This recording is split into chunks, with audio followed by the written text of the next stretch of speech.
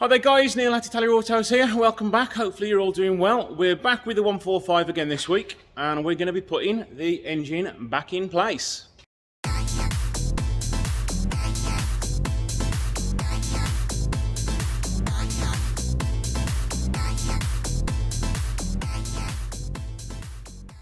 I've done a little bit off camera. I've stone chipped the bottoms of the bumper supports, stone chipped all in here. And the same on this side. And also what I've been doing just is filling everything with wax oil. I've also filled in here, all inside the chassis legs through every single little hole I can get something into. So everything in there has had probably about 3 litres of, probably 4 litres actually, of wax oil. So fingers crossed it should never rust again. So now, let's start by getting the engine in using Mr. Forklift here. Offer it up, get that in, just quickly do that on camera, and then we can start bolting everything up. And fingers crossed we can get it running in this episode.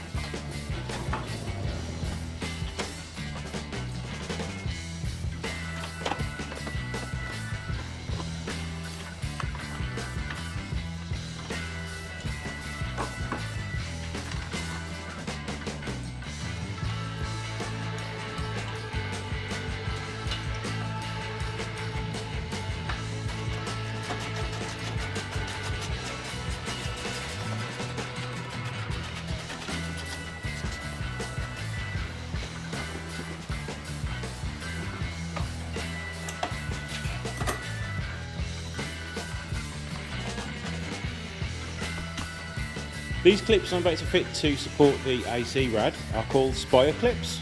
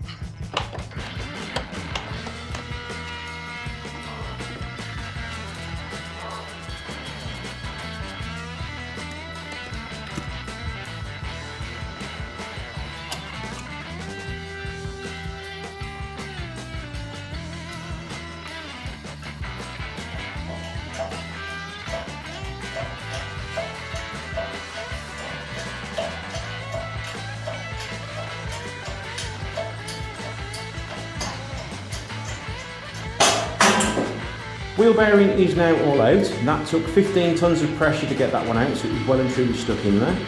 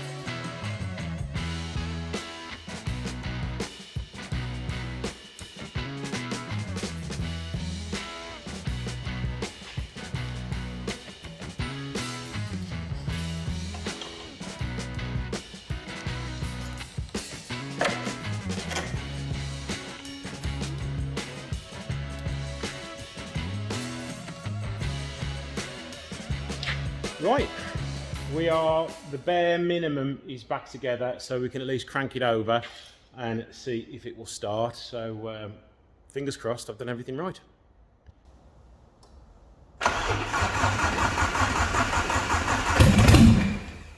So no surprise, it starts up, doubting my abilities there a little bit I was. But yeah, we've got it going. There's no exhaust on it, there's no battery tray or anything on it now. I've still got to bleed all the brakes, I've still got to put the bottom subframe on it, still got to put the exhaust on it. I've still got quite a bit to do, but the engine's in, the engine starts, so that is the main thing. So let's crack on, and fingers crossed we can get this off the ramp today.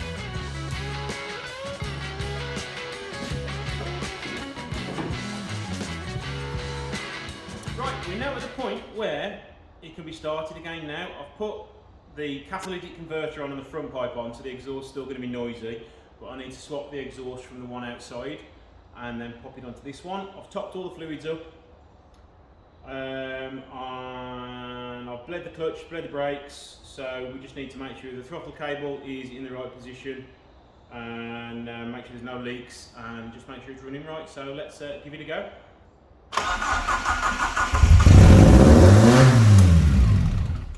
So turn that straight off because the throttle cable's not adjusted right and it's revving way too high. So I'm going to adjust that now, and then fingers crossed we can be ready to go.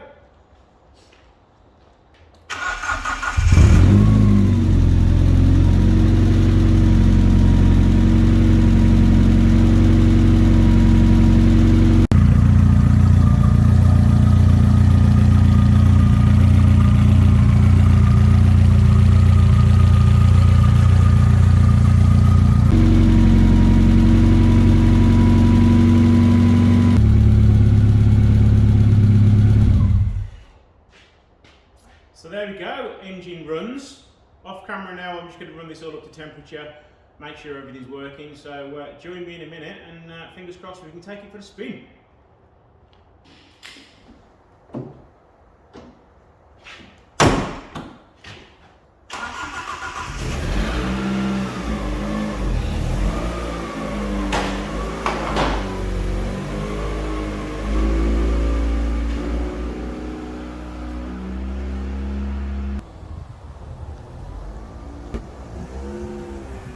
And we're off. First things I need to sort out is the handbrake warning lights on, so I've got to check that, make sure that's all okay. Engine warning lights on, as I thought it would be. Throttle still isn't right because the cable's not set up correctly. I need to get a new circlip on that. So far so good. Third gear's fine, fourth gear's fine, fifth gear's fine. Brakes are fine, just got to wait for the material to be rubbed off the face of the disc. Steering's well out because it's had 2 new track rod ends. Yeah, accelerator won't let me go down any further than this because of the way I've got it set up at the minute, so it doesn't rev too high. No odd knocks or bangs at the minute, which is good. Let's turn around up here. Now I don't know what's happening with the throttle cable because I fitted it the right way that I thought it was. I just haven't put the circlip in, but it was pulling on the butterfly too much. That's why the revs are going way too high. So I've pushed it all the way through, and now the accelerator won't go all the way down. So yeah, something's not right with it. But other than that, maiden voyage is okay. I didn't know the suspension's riding really high at the front as well. That's fingers crossed, it's just got to settle down. It has been stuck in the air for 2 months. So yes, quite pleased with that. It's driving okay. Front end's nice and tight anyway. It's still got to have some work at the rear.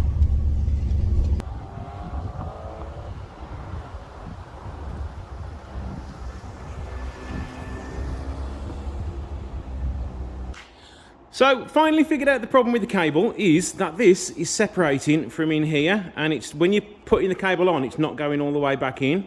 So I had to push it all the way on, and then eventually I got the right amount of cable to come out of the end. So problem solved, and it will now idle much better. Right, let's connect to the car and find out what this fault code is.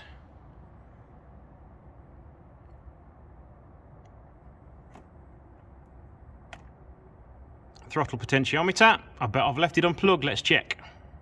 The reason for the engine warning light is I was a numpty and forgot to connect the throttle potentiometer, but that is done now. Now it's connected up. Let's clear the errors.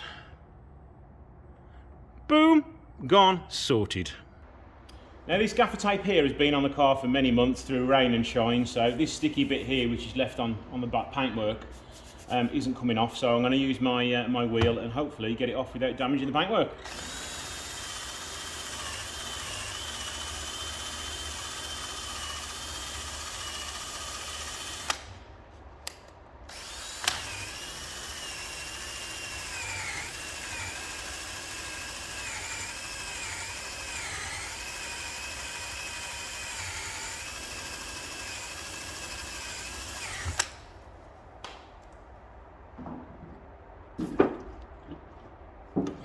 Wipe with tar spot remover, hopefully start to get rid of a lot of the sticky stuff.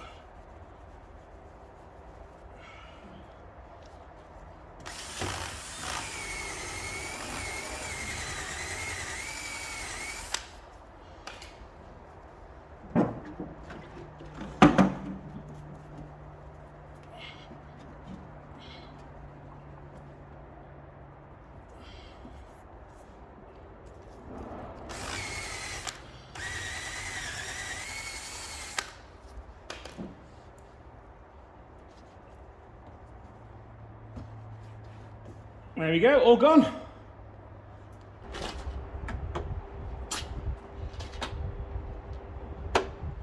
So here we are, guys. Not the best day to show it off, really. The engine bay is getting wet after all my hard work, but we're all done.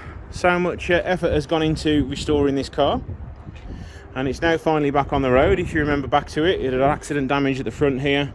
There was rust everywhere on it, and now it's all nice and shiny and bright.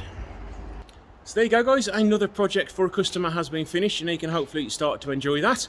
Don't forget to comment below, let me know what you think of it, and I shall see you in the next video. Don't forget to like, share and subscribe, and hit that bell icon so you get notification of when I upload a video. So see you in the next one.